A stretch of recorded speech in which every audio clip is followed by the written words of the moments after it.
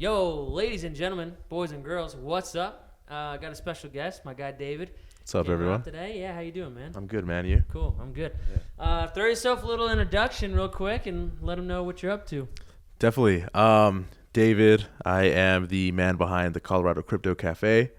Started the brand last year. I'm going to probably change it to Colorado Bitcoin Cafe, if I'm being quite honest. Right on. Got into Bitcoin late 2020. Been fascinated ever since. I love learning about money, and I think once I saw that genie, I just never looked back. It's a black hole that doesn't ever stop, man. So yeah, first off, I want to shout out David for bringing some brews with us. So I'm not sure if you know, but like on my old channel, this is a new channel, HyperBitcoinization. By the way, thanks for coming to check out another video, another podcast. My last podcast got messed up, so the video didn't work through. Hopefully the video and the audio is all good on here. Let me know in the comments. But he brought some new beer. What was that brewery? The Hippie? Yeah, so it's Dead Hippie Brewing. Makes some great brews. I'm actually the one that brewed this beer. We're drinking the Bubblegum Belgian, actually made with double bubble. And we brought a couple of other beers too. Bomb. So yeah, absolutely. I haven't done it too much on this channel yet, but like the feature, all of the technical analysis videos that I would do on my previous channel, it was enjoy beer with me while we do this. Dude. Oh, nice. So yeah. This is a perfect mashup for that. You also may notice a couple things on the table. A money book, Mastering Bitcoin book by Andreas Antonopolus. I got the ledgers here, some S's, some X's. And then some gold, just because why not, right? Sell gold when it's going up and buy some more sats with it. So you got the physical gold and then the digital gold, right? Exactly, dude. Yeah. Right on. So you got in pretty close to Michael Saylor. That's kind of cool. Yeah, Saylor really was cool. a 2020 guy. Dude, I could listen to him all day, man. He's great. Yeah, 100%. I like Saylor. I like Kaiser. Who else? Jack Mahlers. Jack Mahlers is great. Yeah, that dude is a beast, man. And he's like our culture, like our time too. Same like a Nic Carter, he's like in our generation too. But like Mahler's dude is just amplified, freaking like almost like a Kaiser, but like a younger version of Kaiser. You know? Dude, 100%. Those guys get me pumped, man. Always. I'm just like, fuck yeah, let's like listen to these guys, right? Yep. Who else? Andreas Dylan was the guy I got in. Dylan LeClaire. Yeah. Who's the other guy that's just like Dylan LeClaire? Will Clemente. Will Clemente. Yeah. Both of those dudes have like a great like macro concept, which is incredible because a lot of, especially what's going on right now in the space, is like a macro version and like a visual of what's happening. Yeah, and those two dudes, like the amount of research they do is insane. It's crazy. And to get like that data, like through Glassnode or like any other, I had this other website. It's like $50 a month, $100 a month, $150 a month. Like it's like very expensive just to get like the data. But some of this data, dude, do you know who Tone Vase is? I don't. I'll have to show you him in a while too. He made an incredible video like 2 or 3 days ago that I was watching. Okay. And the amount of data that they throw on there is absolutely nuts, dude. Yeah. But, also want to give a shout out to Robert Breedlove. That dude is like, dude, I could listen to him and he just makes me rethink life, right? I'm just rethinking money and energy and time and how it all ties in and essentially affects our whole life. Breedlove's great at explaining it too. Like I've showed Breedlove videos to like 50-year-olds, and like, you know, he like does a very simple job of making things make sense, which is what people need in this space because it's very complex. It's hard to understand. And a lot of people don't even understand why we're here, like trying to do this, like what the movement about Bitcoin is or the purpose behind it. Right. So anyways, I was talking to you right before we started. I was like, I don't want to spill too much about what's going on.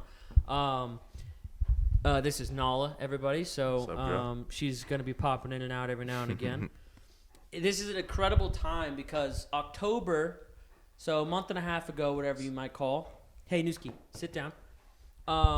That's when Satoshi released the white paper, and that was in 2008 Halloween. So that just happened. Yeah. On the 13th, so that was 2 days ago, was the last day Satoshi ever logged on to the Bitcoin Talk forums, and we've never seen him since. Yesterday was the very last day 10 years ago that Satoshi wrote the last piece of code for Bitcoin. we're coming up to January 3rd in like a month, which is the actual date he published the software. So that's the first block, right? The very first, Cool. Exactly, yeah. The Genesis block. Exactly. That's a Genesis block day, dude. January 3rd. So I think it's exciting, man. I think it's a Wednesday, which is kind of a bummer because I've like always wanted to throw this like big Bitcoin party. Oh, that'd be like cool. just a Bitcoin birthday party and like what 5 people in Colorado show up. But, right. Yeah. Yeah, no. But, if you think about that Bitcoin party is going to probably be millions of people, maybe 10 to 20 years. Absolutely. Yeah. You know? And I think eventually they will throw like, the Bitcoin, not the meetups, but like Miami, the conferences. I'm sure eventually that will be like the cool enough process to do on like a Bitcoin anniversary or like, one of those timelines of things that happen. Like another cool one would be like Hal Finney, like the day he said running Bitcoin. I think that was January 9th, or it was 10 days after. So it must have been the 13th, 9th or the 13th. Hal Finney was running Bitcoin code. He was the first person to ever receive a Bitcoin transaction. Right. Have you heard people say that they think that he's like the main guy, right? Yeah, I mean, he's got the experience. Like, he 100% has the experience in the background to kind of be in that space and do something like that. I don't think it's Hal. It totally could be. He froze himself. What do you mean? You know how like Walt Disney also froze himself. Oh, no way. And their plan is to like come back eventually. What? So Hal Finney, he actually had a disease. It was what was the ice bucket challenge? ALS. ALS, yeah. So he died from ALS, and what he told his family to do was to put him in an incubator, so he's frozen, and he's hoping that at some point there's a cure for it, and he can come back and finish the rest of his life. Walt Disney, he didn't have a disease, but he just did it because he wanted to do it and see what happened to Disney over the. Dude, I didn't even know that. Like, I didn't know that was a thing. And that'd be like another conspiracy, right? If people like, oh, he's totally Satoshi, because why else would he want to freeze himself and come back to see like what happened, right? So, that's an interesting part about Hal Finney. He was a runner. Dude's freaking quads were like that just big. Massive, Quadzilla. Yep. Cool, dude. So, what's your favorite thing about Bitcoin? My favorite thing about Bitcoin is hope for me, man. It's hope that, I'll be able to grow and provide a good life for my kids, for my mom and dad, right? It's hope that I won't have to work until I'm 70, 80 years old. It's hope that that I can opt out of any kind of system that I think is unfair, right? Because for the first time in history, my money is truly mine, and I can take it anywhere I want. So no one can take it from you. Right. So Bitcoin is hope for me, and that's what kind of fascinates me. And I have a big love for a lot of people and the people that are my friends. Yeah. And I would love to have them experience this Bitcoin euphoria, kind of like awe. But it's taken a lot of work. I have a lot of friends. I've talked to them about Bitcoin for a year. And I mean, they'll listen, but they still have yet to, buy Bitcoin. Right. So how, since the time you heard about it, like, let's just say you started digging into it today, how many hours do you think you had to put in before you were like, holy crap, I really need to actually dig more into this? That's a great question. Oh man, I think so I read a small book and I started looking at stuff online. I think within the first maybe like 10 to 50 hours, it was kind of like, this is neat. But then afterwards I was like, wow, this is like I challenged myself to prove a way that it would never work. Totally. Yeah. And I think a lot of people do that. Yeah. And I just couldn't find a reason why it wouldn't. And then I think you combine that with everything that was happening in the world in 2020, it just seemed like it was the perfect storm. You just saw the for printing Bitcoin. Of 80% of the dollars that were ever in existence. Yes. You saw that like beginning of like the inflation starting to happen, right? Like all of that was definitely, that could totally be a kicker. I think that happened with a lot of people, dude. Yeah, dude. And then the confiscation of people's checkings and savings, right? Because, some people didn't want to protest or, whatnot. And it really makes you think that, here in the West, I think we're very blessed that we have a lot of trust with our banks. Absolutely. But in the rest of the world, it's not like There's that. 3 billion people unbanked. Yeah, or yeah. in their state or country that they live in, they have hyperinflation, like Venezuela. They got to take a wheelbarrow with cash just to get a loaf of bread. Right. There's a lot of that experience, dude. And so, that Brock Pierce is another great dude. He always brings up the point when people ask him, like, why do I need this? He always says, you don't. Like, your Visa card works. Like, the point is not to think about how we live here in America, because Right. the whole point about, in my opinion, the coolest part about this is that it involves everybody. There's not a single person that can't be benefited from this. Right. Absolutely, man. And one of the big pieces too is I think about how I have family in Mexico. Awesome. And I'm like, why do I need to go to Western Union and stand in line and pay fees? And, there's all these rules. Right, like, yeah. why? Totally. Why not just send my value to them without needing to ask anybody? Exactly. And it's one of those things that I think we don't even really think of until you start to put in the work of like, what is the reason for this? Like, why do we need to do these things? It's kind of funny. So I had a buddy who bought a first edition Pokemon Jungle Booster box. It's like $9,000. And the guy wired him cash, and he tried to pull it out, and he was like, dude, PayPal only lets me pull out $5,000. I said, yeah, you wouldn't have that issue if you bought Bitcoin, right? So there's all these little things that start to make you think about why it's like so special. I think one of the biggest things is the fact that there's only 21 million. So the whole mindset of, I could save money, and by the time I'm 50, 60, hopefully this money will be worth a lot more. And under the current system we have now, right? If you're saving money, you might save up to $1 million, but what is that million going to buy you when your Happy Meal's like $100? Right. Yeah. So I think it just changes everything. And with that being said, people have more energy, more time, and that $1 million over time inflates. It debases through the currency. And at the same time, a lot of people think $1 million is a lot of money. Right. And it's a lot of money, but $1 million at 30 years old won't last you to like retire with, right? So like, there's a big like misconception about that. Like, and a lot of people too that I talk to, they think that Bitcoin is just like to make money, which is why a lot of people think of it as like kind of like a Ponzi scheme or whatever. Is they think, like it's a get rich quick scheme.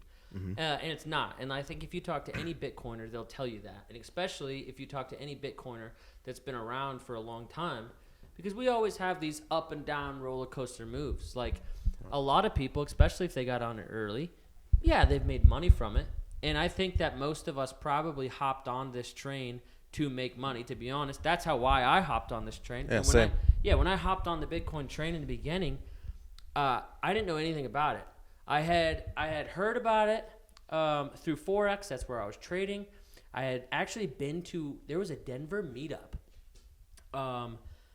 Everybody had their own headphones on so that you couldn't have a side conversation. They had a couple guests, like 2 or 3 guest speakers that showed up. I don't even remember who those people were. Wow. Like, could have been Andreas Antonopolus at the time. I would not have even known, dude. That's wild. And I left. I had 2 of my friends with me, 2 of my business buddies. And I left they didn't understand it at all. But I got the concept of it. Like, it was because I've known about money for a long time. I did a lot of research through trading. It was like money's corrupt. The way that they create money, the way that the banking system works, looking back at 2008, I knew it was messed up. Yeah. Even after all that stuff, I didn't dig into it. I didn't care about it. But after that meeting, I could not stop seeing Bitcoin everywhere. It was everywhere, trading on websites, on videos. So I told myself, I'm going to put some money in, and if I make some money from it, I'll probably be happy about that, because if I don't put money in and it goes up, I'm going to be pretty pissed off about it. And I put money in, I sat there for a while, and that money went up in value a decent amount. And then I was like, okay, I have to start to learn about this now, because it's already proven me that it can make me money. And that was all I cared about at the time. Sure. And then when I went down the rabbit hole, I was like, holy crap, this is way more than an investment. And it really opened my eyes. So it's now people like this past week have been talking to me. Oh yeah, it's like a Ponzi scheme. Like people just want to get rich quick type of thing. And it's like no one will tell you that in the Bitcoin space. Like if they're banking on shit coins, totally. But I've been telling them this is a way to keep your purchasing power. Like at the end of the day, that's the biggest piece right now is if I want to retire, even if it's like 30 or 40 or 50 or 60, is different for everybody. You can put your money into Bitcoin and it'll be better off there as far as purchasing power goes than any other currency that exists. Agreed, right? And it's kind of fascinating because it's hard to understand Bitcoin, right? Because I feel like every day you kind of learn a little bit more. But I kind of think about like when I have grandkids, how hard is it going to be to explain fiat currency to them? Right? Because if we go on this Bitcoin standard, it's going to be so hard to be like, yeah, well, you know, these dollars were made by a group of maybe. I've never thought of that. Yeah, like 12 guys that were in a room, and then, you know, they raised rates and they would lower rates, and that would affect the price of everything else. And I think they're going to be like, you guys are dumb. I've never thought about that. That's right? A very interesting take. What part of all of this was the hardest for you to learn or understand through your Bitcoin journey? It's going to sound silly, and I learned this the hard way. Not your keys, not your coins, for sure. So when I got into Bitcoin, I used a few different platforms. And By prior, the way, everybody does that. Yeah. Thanks. So I would use E-Trade for my stocks, right? Uh-huh. And I was like, there's no platform that I really like that's really smooth. They're all kind of clunky. Totally. And then I found one called Voyager. I've heard of Voyager. And I was like, this is such a beautiful platform, such a good app. I'm earning interest. Like, I love passive income, right? And long story short, man, they ended up going under. And I had not so much Bitcoin. I had some other shit coins on there, but that was a chunk of change that I, you know, am probably going to lose. I'm not quite sure. But lesson learned, right? And I think for myself, it was pretty devastating, but I also understand that there's a lot of people out there that lost their life savings. Absolutely. Yeah. That's the saddest part about it, man. And to be honest with you, it has always happened since Bitcoin's been in existence. It's never going to stop. It's going to continue to play that party out. And it for a lot of people, I've never been a part of that. I think I got really lucky. So I'm class of 2015, but I got lucky because Mt. Gox was in 2014. Oh, right. And when I first got into Bitcoin, like that was the biggest talk still around the party. It'd be like getting into Bitcoin now or in like the next like 4 or 5 months. Like the biggest talk around the community was Mt. Gox and what happened. Sure. And 800,000 coins got stolen from Mt. Gox. And I think they just got those back, right? Like last month-ish? They talked about it, and they were supposed to release them. There are some people, here's the thing too, it's interesting. Some people didn't want their coins. Some people just wanted cash value for them. So Mt. Gox had to figure out how to give cash value to those people. Some people did want their coins. And I'm pretty certain, somebody I hope can tell me if I'm wrong, I don't think they were able to go through with distributing all of those out yet. Okay. I think they're still trying to figure out that process and how to do it and what company they're working with or whatever. But yeah, that was the talk when I first got into the space. So that was like my big push factor when I got into this was I learned like all this cool stuff. And then I'm sitting there thinking to myself, wait, like people got their money stolen? And that was like a big halt for me. That was a big halt for me. And then I started digging into like, well, how can you stop this? And that's when I figured out about cold storage. Yeah. And it's completely changed my entire aspect of everything that I do. So I didn't tell you this part yet, but somebody made the phrase, and I might mess it up a little bit, but you should treat exchanges the way you treat public restrooms. Oh. You walk in, you do your business, you make it quick, you try not to touch anything that's inside of there. You want to like get out in the quickest, easiest without touching anything as you can and bounce. It's a good rule. Same thing with exchanges. You get in, you buy your crypto, you don't touch much, you send it to your cold storage and you get the fuck out. Yeah, 100%. You know, what's funny is and it's sad, right? But ultimately, in the long run, I think this is good for Bitcoin because it kind of gives you that message of, hey, if you have like a really hard asset, and if you have something like Bitcoin, right, which there's nothing like it, but you should hold it in your own custody. Absolutely. Yeah. Anything, right? Think about anything that you desire is like materialistic. Mm-hmm. You want to hold in your own custody. Like even if it's something simple like a DVD, like you lend out a DVD to a friend for like a week or two, like you want that DVD back. Yeah. So and that's like a DVD. It's like it costed what, $15? It's not going to be valuable in the next 15 to 20 years. So anything that might be valuable, whether it's gold, and like the same thing happened with gold. Like what people are seeing with FTX happened with gold back in the day when people had paper gold. They didn't have the actual tangible gold that they can hold. They had a paper receipt for it. And 100%. That paper receipt ended up not being valuable. Yeah. And if we kind of look at the climate right now, right, it seems like the government's getting a little desperate with the money and how much money they're getting. It seems like things are getting worse. And I kind of think to myself, hey, throughout history, our wealth has been confiscated. I want something that makes it very hard for you to confiscate from me. And I go to sleep like a baby knowing that a lot of my money is in this, software that no one can take from me. Yeah, absolutely. Like even if you were to try to kill me, right? Like unless I talk, you cannot get that. So that's super powerful for me. What cold storage did you end up landing on? Ledger and Trezor are the two that I've used so far. I was thinking about Cold Card, but I'm kind of easing into it. So cold cards are great. That's like total like Bitcoin maxi thing. Like okay. I've also got a cold card.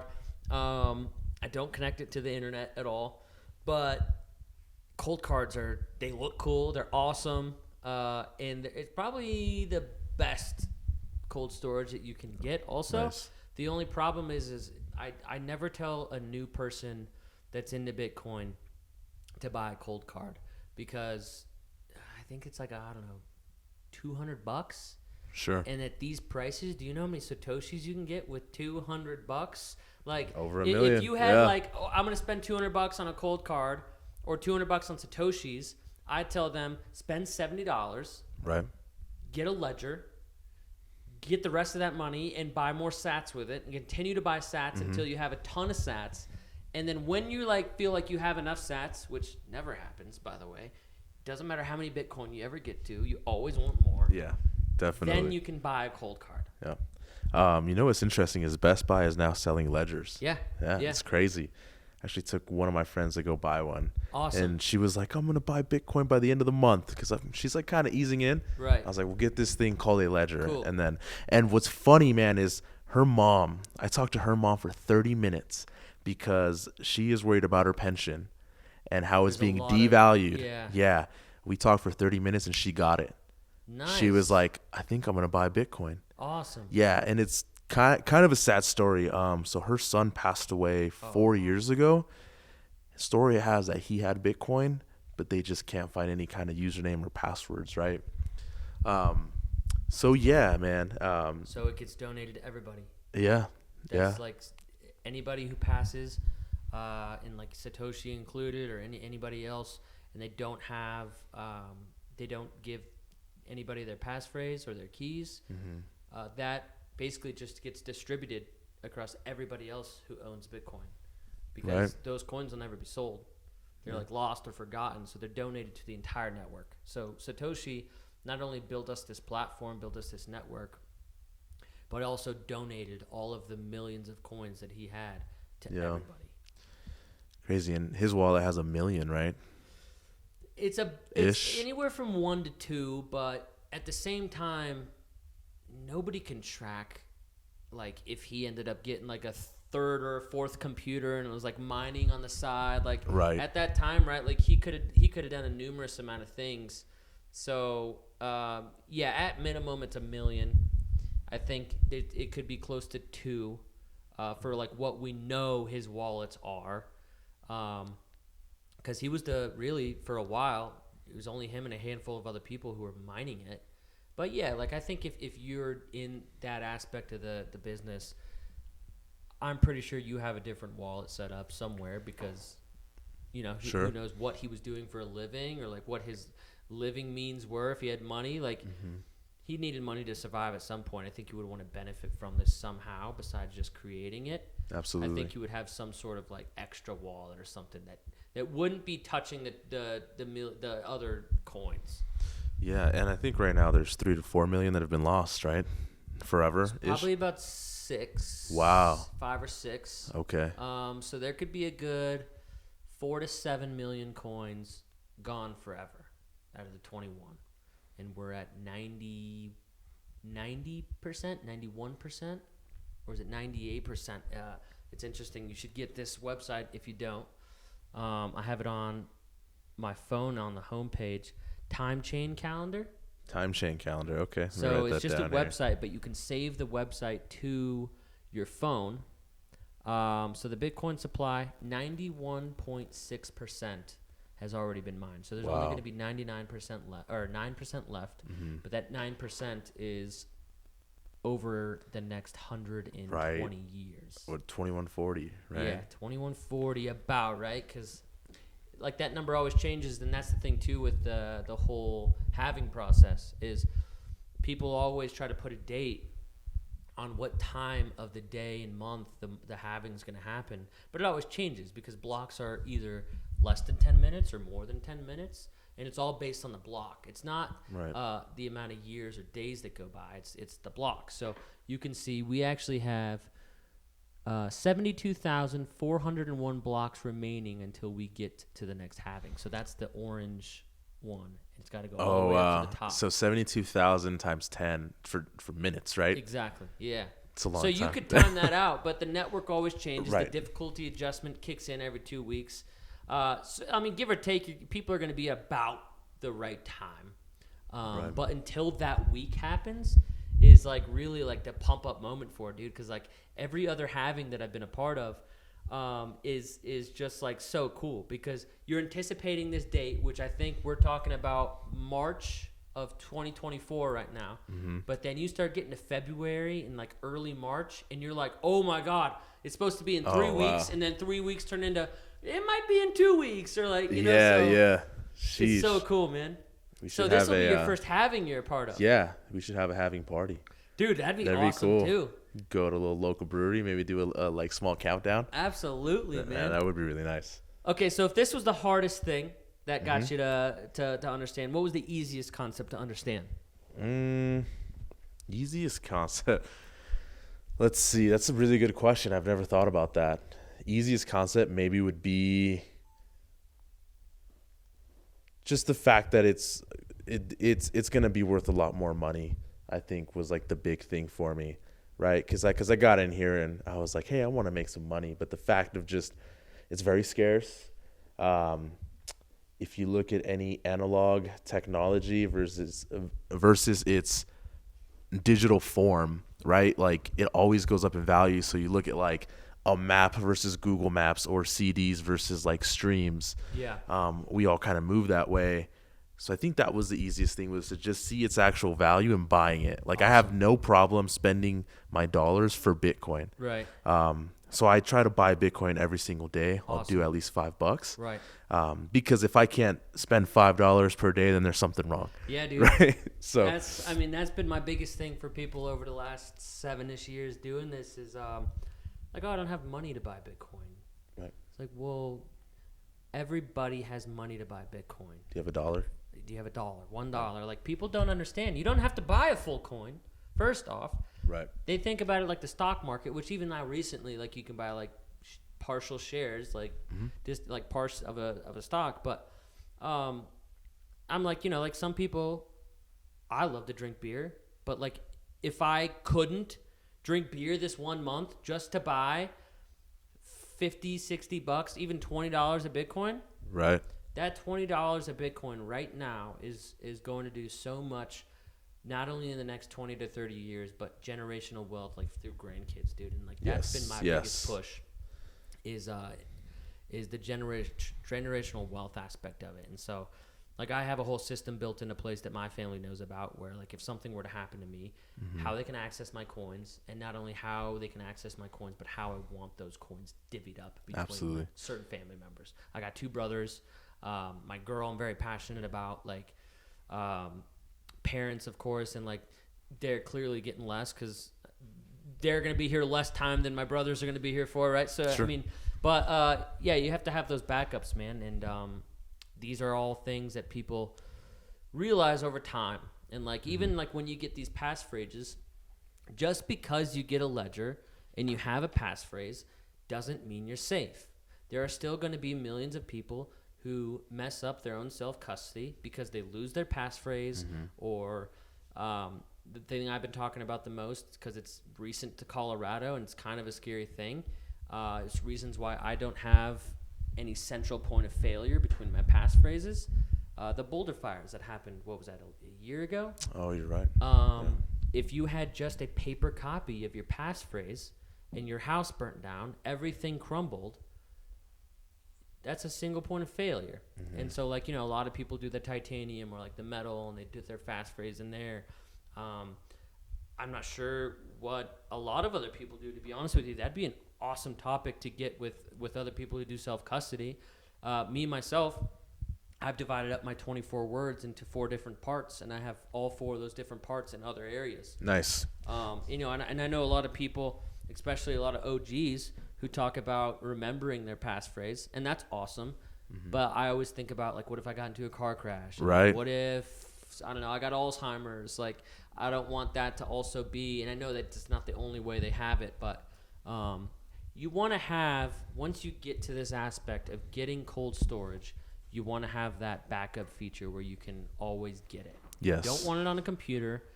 No. Computers can get hacked. Nala, hey. So you just want to always have a backup for when you do this, just in case anybody listening doesn't know that. Definitely. I read the book Bitcoin Billionaires, and I know they talk about they cut up their passphrase into 3 separate parts and put it into 3 separate banks. So I've thought about this too. I've thought about safety deposit boxes, but a bank doesn't need your permission to take out of the safety deposit box, especially in times of crisis. Like if a bank was going under, if they went bankrupt, or like they had a bank run and they didn't have funds, they're allowed to go into safety deposit boxes and take whatever's in there. Yeah.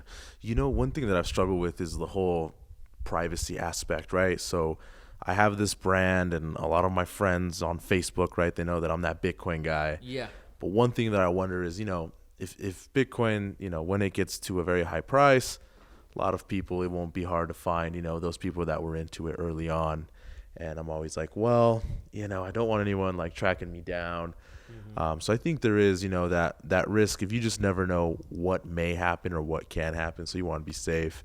On a different note, my daughter, my oldest, is 9. Awesome. I've been teaching her how to transfer Bitcoin on and Awesome, off. dude. She knows how many Bitcoin there's going to be. You know, she knows that the last one will be mine in 2140. You showed me a book, right? You have like a book for kids. I do. Yeah. It's a perfect book. It talks about how, you know, these kids start to trade. And then they're like, well, I don't want this piece of gum, so let's come up with these notes. And, oh, you know what? Timmy, who had all the notes, actually lost them. He doesn't have them. So what works better?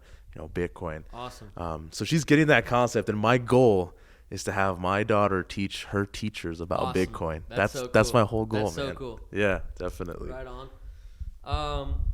Well, I want to make it kind of a short one, so let's go for like another 10 minutes. Sure. That way we can kick it afterwards and hang out before you get a bounce.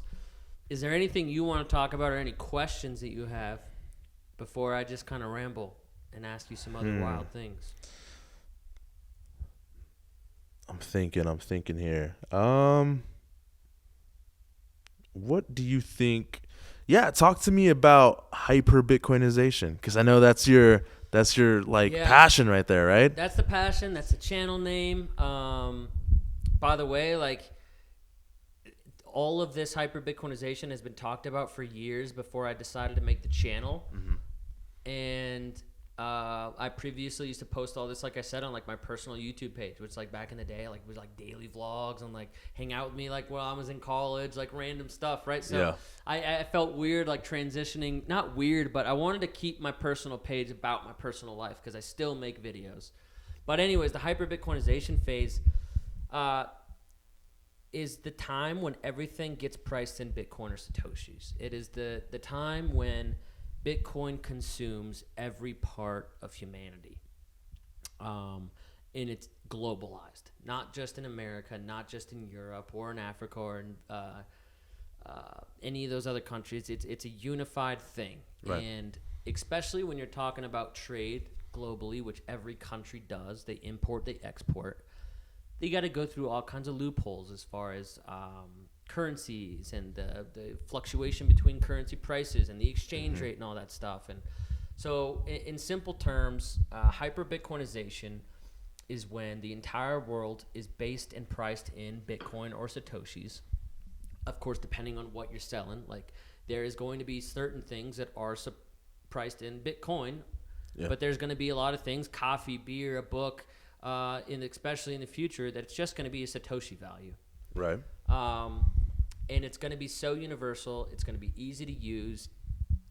There will be bank accounts. A lot of people think that there's not going to be banks that exist. Banks are going to exist, and banks are going to exist to hold keys that people don't want to hold. There's going to be a lot of people that don't want to hold their own keys or are not capable of holding their own keys or don't trust themselves doing it.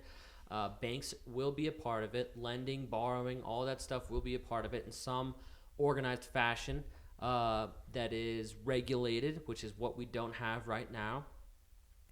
But it's full inclusion for every single person on the planet, which is the coolest part, like we talked about earlier.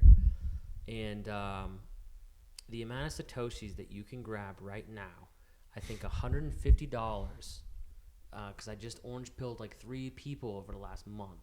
They've only put in $150 to $200. Nice. And have 800,000 Satoshis. Yeah. And the whole rule is like, if you get to 1 million Satoshis, you're in the top 1% of people who own Bitcoin. A lot of people don't understand right now. 1 million Satoshis, $250 in 20, 30, 40, 50 years puts you at the top 1% of Bitcoin holders. Like the amount of money $200 would get you today in 30, 40 years from now is going to trip people up. It's going to be a house. Like, yes. You know what's crazy too, man? It's like if you look at the all-time chart, what else has gone from a penny to $17,000 or 68, and then in this downfall we're down to 17. So yeah, that's my biggest thing is like look at the chart, right? And then once you look at the chart, learn about it. Like why is it worth so much? Because it's going to change our whole lives.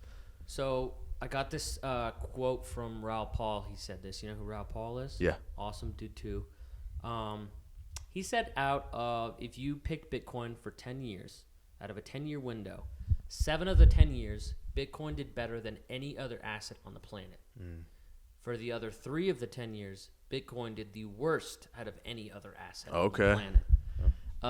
And that's part of like that cycle, right? And so if you can get Bitcoin, any of those times it's at the worst cycle or asset of the planet, and have that long-term vision like Saylor talks about or a lot of other of us talk about, down the road, you're going to just do so well with it because the profit that you're going to get, the amount of savings, whatever you want to do, however you use it, because everybody uses it differently, you're going to get benefit from it amazingly. Yeah. I think most people just struggle with patience. And patience is hard, man, because people want money and they want money now. Yeah. And then everybody wants it when it's, 68. Right. But once it's 17, 18, everyone's like, nah, I don't want it. Like it's going to go to 0. But and no, it's not. Not only that, but a lot of people will use their profits and spend all that money on like shoes or like watches or whatever. Yeah. And they're not focused on like the long-term vision, which my entire life, all I've cared about is like the long-term vision. I want to retire at a nice age. I want to give my kids and like my grandkids like the life that I feel like that they should deserve. And I want to feel comfortable with things in my life that are like fun or like cool to do or like I want to do what I want. I want to wake up when I'm done sleeping. There you go. I want to have a good life, dude. Dude, I've thought about this concept so much. Like, what does my perfect life look like? And all it is waking up and just having the choice to do whatever I want, going to eat wherever I want, spending my time with whoever I want. Yep. And I'm very confident that Bitcoin is going to help me get there. Absolutely will. And I could do that being in like a studio if I'm single or in a nice, modest home. Totally. but I just know that this thing called Bitcoin is going to give me my time, which is the one resource that we, can't get more of. Can't get more of time is the only thing you can't get more of. And so if currencies are getting inflated, which where many people make their money working for a job, they spend their time working for a job, they can't get back, it's theft. It is, yes, because you're getting taxed. So let's say you're putting in 8 hours of energy and time, 2 hours are gone, and then they deflate your currency, and over time it's 3 hours, 4, 5, 6, 7, 8, and we don't see it because it's such a slow burn. Right, yeah. Yeah, but when you get to that age of 50, 60, 70, you're like, wow, like how am I supposed to live? Exactly. And you're seeing a lot of people now, like I feel like I'm seeing a lot more old people, like even if I'm at the store, like if I'm shopping, doing anything, like more older people I'm seeing like are getting jobs, which is sad, dude, because they're supposed to be like retiring, enjoying like their life, like at the like tail end of like those years, dude, and a lot of them are getting jobs. Yeah. So it's so sad to see. So a few years ago, I was what's called a technical trainer for King Soopers and City Market. So when you got hired, that was my first job, by the way. Oh, really? Nice. So do you recall taking that class where when you first got hired, it was like a 4-hour class and you learned about King Soopers? And I do. Yeah. They run me through the entire. So I taught that class for 3 years straight, the same class. I was so tired of it. But I would see so many people who retired, they come back. Either they need to or they get bored. Right. And it's the people who are just bored are so much happier than the people who need to. Oh, yeah. So, yeah, I mean. Do you remember the bagging challenge? Yeah. So I won the bagging challenge in Colorado. At Store 19 in Bear Valley? No, I was in Lakewood. So it's the one on Jewel in Wadsworth. Yes. I won that there. Store 31. Store 31. Yeah. And then I had to go to a different store, the one that was on Sheridan and Hampton. That was like where like the next like. That's the Bear Valley one. Okay, dude, okay. I might have been there. You might have. Yeah. I won that, and like the next one was to go to Vegas. And I Correct. tore my knee. So I ended up not going to Vegas, but like they threw like in my like home store, they threw like a banner like fastest bagger in Colorado. That's up, crazy. Dude. Like, it was awesome. It was an art for sure. But okay. Any other Bitcoin questions? I actually wanted to challenge something that you did say. Awesome. So I've heard this prior, right? Yeah. So the fiat maxis will say, hey, we need inflation in order for economic growth to happen. Okay. If we run a Bitcoin standard, we only have 21 million Bitcoin, right? So would that encourage people to more so hoard the Bitcoin instead of spend and encourage that growth? So this is a good question. For a while, that is exactly what's going to happen, and that's exactly what you've seen for the last 14 years. Most people would rather hoard their Bitcoin than spend it. I have a different philosophy on it because I'm not sure if I've told you this or not, but I kind of fully would like to live my life just Bitcoin-wise. So when I can, I do that. Right. I spend Bitcoin as often as I can. But currently, because of the same thing you're bringing up, I don't spend Bitcoin from any of my personal wallets at all. If I'm going to a restaurant tonight and that restaurant accepts Bitcoin, what I'm doing is I'm getting my ticket, I'm seeing the value of that ticket, I'm automatically hopping on an exchange at that very second. Okay. I'm buying the equivalent amount, and then I'm sending it to that store. Or like my barber, he cuts my hair, and I pay him in Bitcoin. I don't take the $30 from my personal account and pay him, because also I get taxed on that. XYZ, there's a bunch of other stuff that goes with it. Yeah. I buy the $30 that I was going to spend anyways. It's $30 in fiat money I was going to spend anyways. Yeah. So all I'm doing is I'm buying the amount of Bitcoin that I was going to spend anyways in fiat, and then I'm sending it to that company or that person. And that also helps the network. It's a transaction going through the blockchain. It's a miner processing that transaction, securing that, making it validate. And it also encourages spending. So when people talk about why wouldn't I just hoard it, you have fiat money anyways that you're going to be spending on the same thing. If you went and bought beer or bought food or whatever else it might be, it's not like you're taking that money from your savings account. Right. It's just money that you're actually in a checking account or whatever people do to spend anyways. So I'm spending that same money just buying sats and then purchasing what I need. I think also too is people don't necessarily want to see numbers on a screen. They want stuff, right? Yeah, Like they want the car, they want the house. So I can see that. But to your point, until you're getting even closer to that hype, like on the way up to that hyper-Bitcoinization, people are going to start spending their Bitcoin because it's going to be incentivized to spend Bitcoin. Like there may be some sort of, especially like that Bitcoin cash back you're talking about, or like people will not only want to, but eventually will have to just spend Bitcoin. And over time, regardless if it's 50 years, 100 years, 500 years, holding on to it and spending it is also going to be beneficial when the price continues, like supply and demand. Sure. Also, at another point, once you get to that stage, you're not thinking about how much Bitcoin or Satoshis am I spending per dollar, because one Bitcoin is worth one Bitcoin. Sure. Like when I give you $1 right now, in your head, you're not trying to think, so how many euros is this to a dollar? Or like how much dollars has, or like how many cents has this dollar gone down in the last 30 minutes because of inflation? Like no one thinks about the dollar like that. Right. It's going to be the same exact thing with Bitcoin. And at that stage, people are going to be paid in Bitcoin. People are going to trade in Bitcoin. So it's going to be a network of like, what do you have? Like if you have a brewery, awesome. I go to your brewery, I pay you in Satoshis. So you're not so much worried about like, oh, I'm going to hoard these. People are still going to hoard it because what? Like people still have checking and savings right now. Like there's going to be a very big portion of everybody's monetary value that they have in their cold storage or whatever it is that's just for savings purposes. That's just for hoarding purposes, because that's what we do as humans. But we're going to be forced and incentivized to want to spend it also. Yeah, absolutely. So last question for you. Cool. What is the price of Bitcoin when 90% of the population is actually using it? When 90% of the population is actually using it, one Bitcoin is just one Bitcoin. Oh, okay. Oh, Because that's a good answer. You're that far in. Yeah, There's no, that's a good answer. Like I'm under the edge of, you get past 60%, 65% of people owning Bitcoin. Mm-hmm. There's no more dollar value to it. Right. Because that, it's like you ever heard the phrase of like in the first 10 years you get from 0 to 10%. Sure. The next 10 years you get from 10 to 90. Mm-hmm. That next 10 years happens this fast.